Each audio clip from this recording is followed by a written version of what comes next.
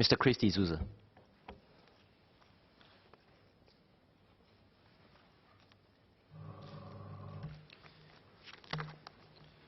Sir, this bill will further strengthen Singapore's position as an international debt restructuring center.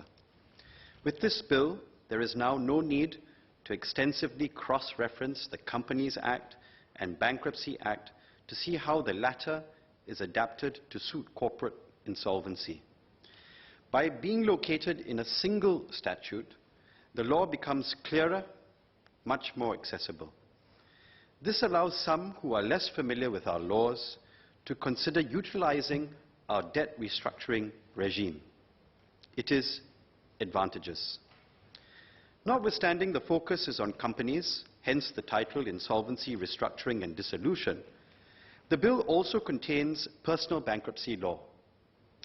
This decision to keep the two bankruptcy laws within the same statute recognizes that there are common principles in both situations.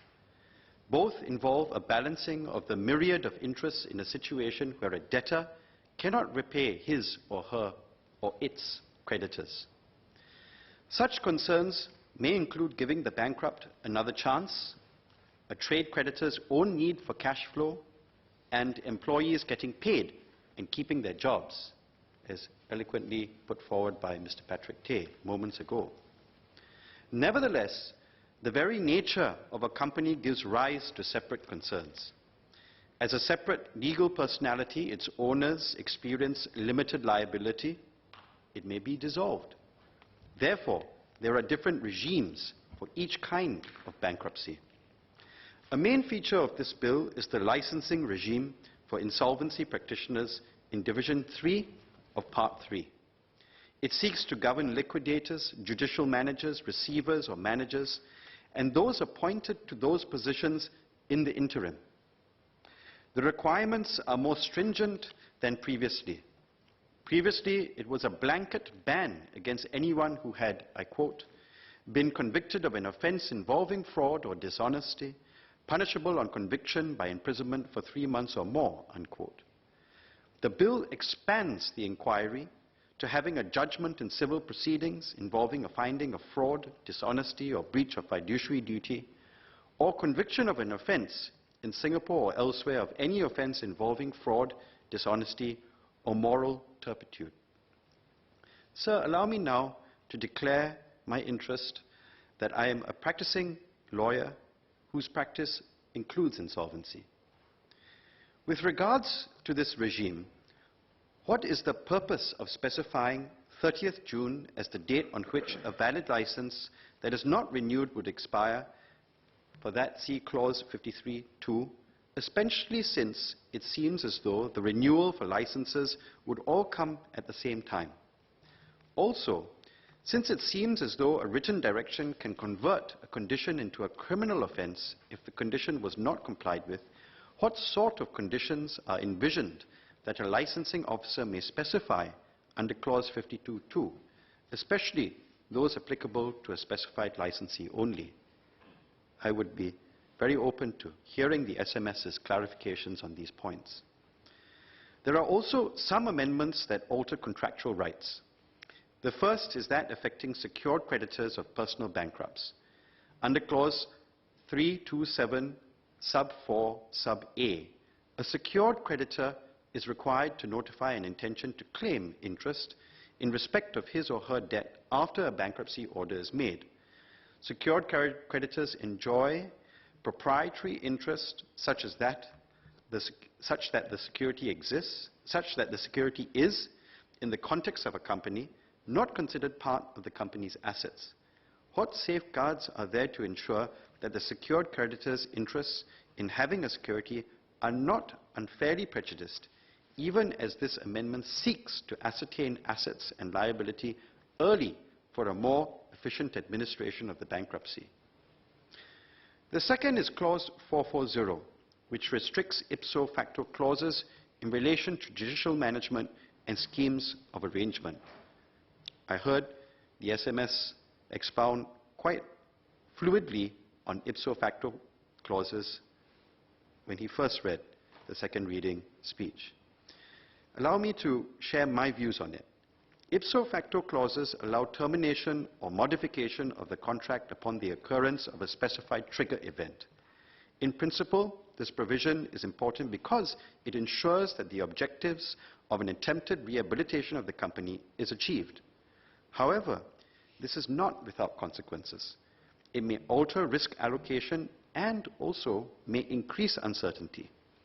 The revised report of the Insolvency Law Reform Committee stated, and I quote, "Ability of the insolvent company to cherry-pick contracts would disrupt the rules on set-off and netting by making it difficult to isolate which contracts should be eligible for set-off or netting," unquote. Nevertheless, this is not something novel for Singapore. Other jurisdictions have or looked into having a similar provision before. For example, my research shows United States, Canada, France, and Australia. Having said so, I seek a clarification from the good SMS. How is Clause 440 calibrated to balance between these different considerations and reduce possible negative market impact? Moving on, sir. Regarding the proof of debts, was it intended for the law on provability of debts to change its reference point from the making of the winding up order to the making of the application for winding up? Allow me to explain. Clause 218 sub 2 provides that, and I quote, "The following are provable where a company is in judicial management or an insolvent company is being wound up. A, any debt or liability in which the company is subject at the commencement of the judicial management or winding up, as the case may be," unquote. The next paragraph also references the commencement of judicial management or winding up. Clause 126 sub 2 defines commencement of winding up as, and I quote, the time of the making of the application for the winding up," unquote. In contrast, the current Section 87(1) of the Bankruptcy Act, upon which Clause 2181 is based, quote, "The following are provable in bankruptcy. A, any debt or liability to which a bankrupt, 1, is subject at the date of the bankruptcy order, and 2, may become subject before the bankrupt's discharge by reason of any obligation incurred before the date of the bankruptcy order," unquote. Therefore, as seen by the current Section 59 of the Bankruptcy Act, the bankruptcy order and bankruptcy application are different.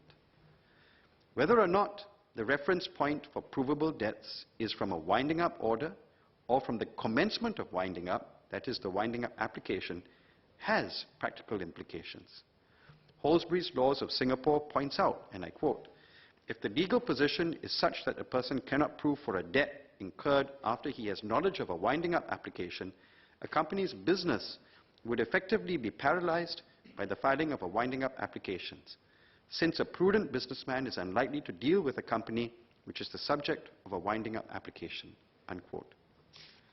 As not all applications for winding up end in an order for winding up, and since not all judicial management cases will end up in winding up, was it intended for the law on provability of debts to change its reference point from the making of the winding up order on the one hand to the making of such applications on the other?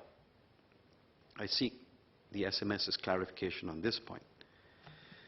Besides some major amendments, sir, this bill also continues to refine the relevant regimes. For instance, Clause 102 omits personal liability for judicial managers. Clauses 250 sub 1 and Clause 286 address issues that have arisen before our courts.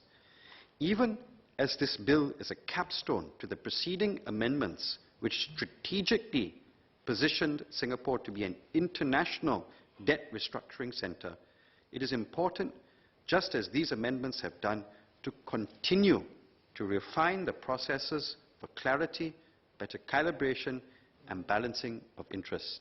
Essentially, it is a work in progress. In conclusion, sir, just as the shift in name signifies a symbolic change in our bankruptcy law from bankruptcy to Insolvency, Restructuring and Dissolution Bill, this bill also fortifies Singapore's resolve and positioning as an international debt restructuring centre, and therefore I support the bill.